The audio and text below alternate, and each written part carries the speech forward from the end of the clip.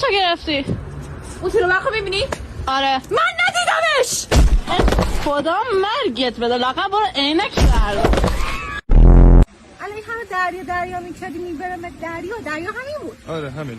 خب دیدیم دریا دیگه بریم بازار. یه تعریف از دوست دخترتون بکنین لطفا. والا کلمات نمیتونن زیبایی ایشونو توصیف کنن ولی اعداد میتونن. 3 از 10. میگنش بارلر باسه hayat şaşırtır et zaten.